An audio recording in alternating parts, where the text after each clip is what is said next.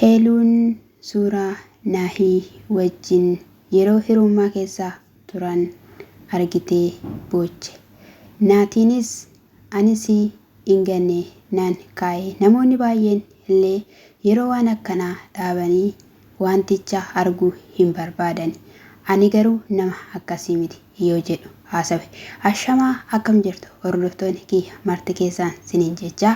Warri maatii naatata laayik, warri maatii naan taane maatii naataa na jabeessa lammiiwwan qoomoowwan qimamochee mana madaamii siniin jechaa. Egaa ani yeroo viidiyoon agadi gallakkifametti dhufuudhaaf waayifii hin qabu. Garuu immoo waaqayyo gaariidha siniin jechaa. Egaa naatiin samoona kana faana yeroo isaa dabarsaadha kan jiru. Yeroo darbesi misaa affeeree ishinis immoo mana isheetti na waamtee baga nagaan dhufte naan jettee bunallee na danfistee. Anis immoo guyyaa har'aa wanta natti yeroon argutti simmeetii natti kaasee ishii irrattoo akkam ta'a laata wantichi simmeetii ishii arguun barbaadaa jedhee jechuudha. Sana dura egaayii wantoonni baay'een darbaniiru. Garuu immoo anis wanticha qeedhaa akka dhufu taasisee jira. Mananii keessa jiraachaa ture keessattan dhiisee deemee yeroon dhufee arguu baay'ee tokko natti dhagahame. Maatiinis illee narraa beekaniitu jiru. Isa kanaafiyyuu wantoonni dabarsanii hin dagatamu. Suuteedhes immoo yookiin akka salphaatti wanta dagatamu miti jedhee jira jechuudha. Egaayii heeluudhaaf lafa guddaa iddoo guddaa akka qabudha. Wanti baay'een ta'ee osoo jiruu har'allee ishii dagachuu kan hin barbaanne dhiira addaa dhugaa. Namoonni illee simannaa guddaa komentiin akka isaan jabeessaatu jiran ati nama addaadha dhiira jechaan kan akka keetiiti jedhanii hanga isaadhaanii jabeessanitti jechuudha. Kana gidduutti hin dhufte. Egaa sitti bareedeera maal ta'eera osoo waliin jedhanuu egaa bareedina isaanii waliif ibsanuu. Heeluuni har'aa wanta tokko si fideetu jira jennaan ana sapiraayisiin natti baay'ateetu jira jennaan maal jechuudha. Sapiraayisiin hin dhuffamu jennaan abbaa mana akkanaa siniif haa kennu osoo jedhanuu nan fida jennaan. Meerree humtu tokko naannoo kana keessatti natti mul'achaa hin jiru jennaan nan fida na eegi jedheeni achi garagalii dhaabadhu gaafa jedhu. Egaa feestaalii yookiin immoo laastikiidhaan haffanee fideetu jira jechuudha suuricha.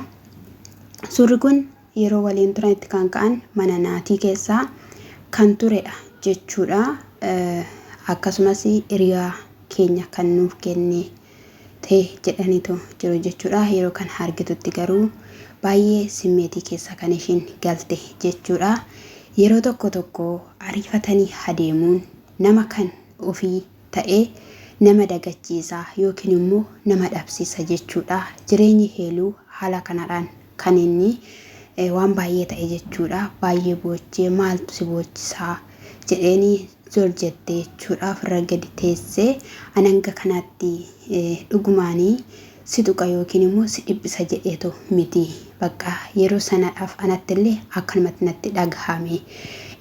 Wanti baay'een si bira illee jira kan tiwiitaa yookiin immoo yaadannoo siif ta'u ana biras immoo kanatu jira isa kanaafidha. Hanga kanaatti maa'inni bakka waan baay'ee of keessaa qaba. Waan baay'eetu jira ture isa kanaafi natti dhagahame. Sitti simmeetiin kuni sitti hin dhagahamne jetteen jechuudha.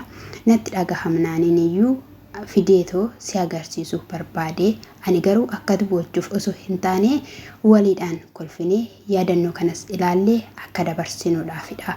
Kanaafiyyuu maal ta'utti jirta jedheen jechuudha. Ishiin garuu callisuu yookiin immoo boo'isuu hin dandeenye jechuudha. Ittuma fuftee achii booda bakka duubatti deebi'uu qabda, dhiisuu qabda. Akka kun hin taaneefis immoo atis immoo shoora taphachaa qabda turteeyyuu.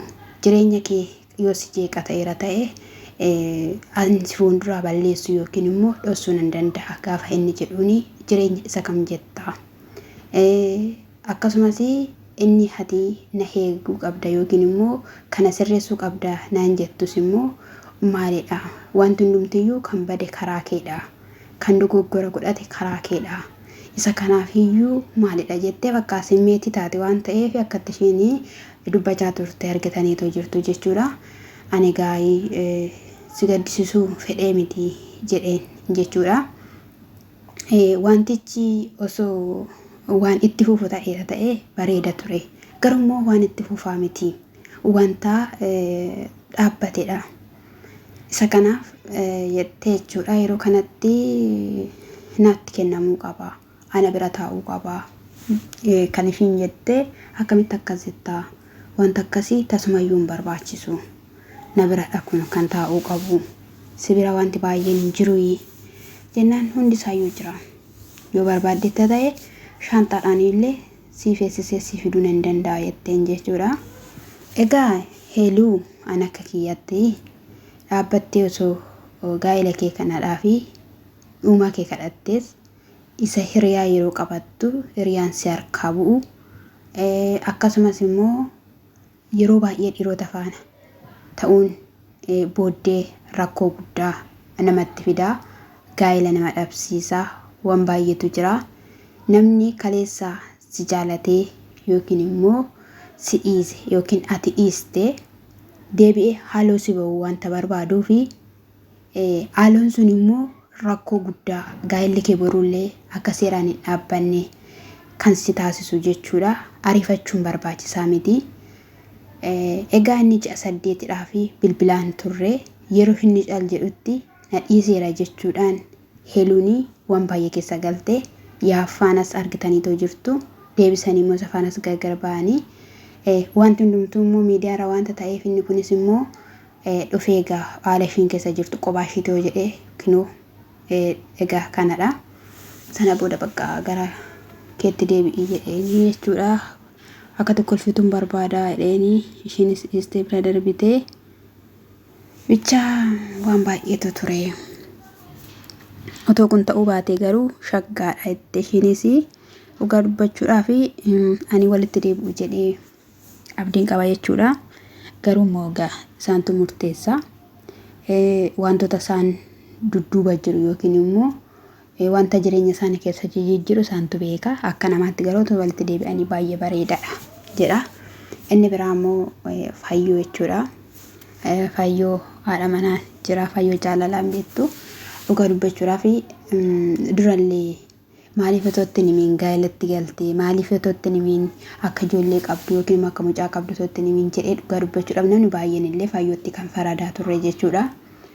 Amma garuu dhugaa dubartiin kun na gaddisiisuu jalqabdee mucittiin kun immoo viidiyoo isaanii kaleessa galgala gadhiisan irratti dhugaa dubbachuudhaaf baay'ee tokkoon gammade baga deesseen jedhee dhugaa dubbachuudhaaf baga dhala godhatteen jedhee waaqa. Mucitti argatee akkatti ishiin dubbattu akkatti ishiin yaadatte laattu.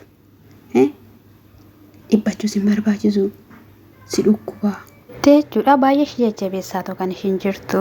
Asiillee taa'uu qabnu maatii bira deemuu qabna. Achitti of dhaggeeffattee dhufuu qabda. Manuma keessa ciisaa oollataanaan sammuun keenya dhiphata. Dhukkuba gurguddaatiin qabamuu dandeenya jettee akkatti ishiin gorsitu. Fayyoon immoo egaa abdii kutannaa keessa kan ishiin jirtu. Jiraan maaliif akka inni akkas ta'uu danda'e namaaf hin galu jechuudha. Dogoggorte bakka otoo itti nimiin jireenya kanatti galte akkaataan dhufaatii mucittiis yoolleetti tolullee baate Fayyoonis jalqaba irratti haasofsiisuu qabdi turte jiraame akkasittidha wanta akkana uumameera. Armee koo bira jirti amma immoo na bira dhufuu barbaaddi jettee osoo hin maraayisiisiin calluma jettee mucaa mana fiddee mucaa erga mana fiddee immoo keessummaatti ta'e jechuudha jiraatti. Har'a garuu ijoollee ishii lamallee qabatteetoo jirti. Mucittiin cimtuudha baay'ee baay'ee jechuudha. Haasawaa ni beekti iyyaaddi. Innaa jalqaba irrattis immoo ani Fayyoon maaliif mucaa kanadhaanii waa'ee jiraan abbaa biddeenaati mucittiidhaaf jechuudha. Maaliif kan ishiin haasofsiisuu barbaadde jedhee nandee natti dhaga'amaadha jechuudha kan ture jechuudha. Garuu kaleessa dhugaa dubbachuudhaaf baay'ee meetiin natti tolte jechuudha. Akkaataa ishiin itti naadha ishee jabeessitu dinqiidha jechuudha waaqa. Takka dhugaa rabbi baganda'ee nama jechisiisa jechuudha. Inna baay'ee cimtuudha.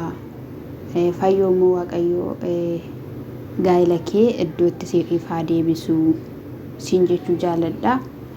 Jiraanis achuun jira isayyuu hin dhabu maaliif jennaani isayyuu mana isaanii keessa mana waliin ijaaran keessa kan inni jiraachaa jiru waanta ta'eefi murtoo tokko barbaadudha jechuudha. Yoo jiraatee ta'e wajjin jiraachuu yoo immoo barbaadu jedhe wanta jiru wanni jechuudha malee dubartiin kun immoo ijoollee baattee miidhamuu qabdu. Inni manichuma keessa ishiin teessee ijoollee qabattee fi akka jiraattudha jechuudha. Dhiironni yeroo ammaa jechuudha mataa gadi garagalchanii waan argan yaadu jechuudha jalloota jechuudha. Maaliif ishii mucaa guddistii inni akka barbaade ta'a jechuudha alatti naa bahee jechuudha. Kinoo mana haala kanaadhaan ilaa ijaareetoo jira haala kanaan sirreessitoo jira jedhee yeroo darbee jechuudha dubbachaa ture jechuudha. Baasawee dafqishii keessa jira. Inni ammoo jechuudha viidiyoo irratti hojjettee tokko kan kolfite jechuudha. Maaltu si kofalchiisa qoy? Maaltu si kofalchiisa? Inde kan kee boru akka akkas hin taane maal beektame? Atis gaa'ela keessa jirtaadha ijoollee lamaati akkuma ishiillee jechuudha. Leeyyi maaltu si kofalchiisee si kaakkisiisa? Boru kan keessa akkanuma ta'uu danda'a. Warri kolfitan namatti jechuudha. Dogoggorte bakka hallaqa. Dogoggora ishiidhaaf immoo dhiifama gaafatte. Dhiifama gaafatte jechuudha. Garuu fayyoon hin jajjabaatti. Dasdas jettee dhiifama sin gaafanne maal akka inni barbaade hin beekamu ture dura jechuudha. Jaartii sodaadha jedhee dhiifama jedhee ganaa bahee mucaa baaree xaafii maalii bitee hin nyaatti handhuura hin qabdu jedhaan. Mucaan kun boru baasawee guddattee jechuudha hin beekamu. Carraan namaa hin beekamu. Guddattee boru sin caalte jechuudha. Biyyaaf iyyuu ta'uu dandeessi. Haadha hiyyeessotaa ta'uu dandeessi jechuudha. Si caalte jechuudha jira. Gaaf sana booda isa kam seenta ishee. Baay'ee sammuu qabdi. Ani dhugaa baay'een ishee ajaa'ibsiifadhe. Oolu dhugii. Inaariinii dhiphatiinii. Bakka ijoollee sin dhiphisiinii irraanfachuu qabdaa. Dhiisuu qabdaa. Jettiin ishiin immoo sun taa'ee falmaa wantoonni tokko amma jijjiiramutti jettee jechuudha. Bakka dhugaa yoo namaa kenne ishii nama jabeessitu ishee haadhaaf yaaddu. Dhugaa dubbachuudhaaf jechuudha. Isa kanadha. Inni immoo egaa ammayyeettaa iyyuu haadha kiyyan beektu obboloota kiyyan beektu eessayyuu nattuudha kan inni jechaa jiru. Baasawee namoonni baay'ee sabaaraniiru. Dhugaa yoo maatii kee beekuu baatte dubartiin tokko yoo sitti dhufteetti ta'e yoo si faana jireenya dhaabbatteetti ta'e dirqama gattee deemuu qabdaa? Dirqama akka barbaaddetti ta'uu qabdaa? Yuuti bishiyyuu biyyattan gadi dabalaa jecha waan inni fidullee hin jiru baasawee hin odeessa. Biyya seeraa jira waanta ta'eef jechuudha. Isa kana gooftaan koo sinaa eebbisu.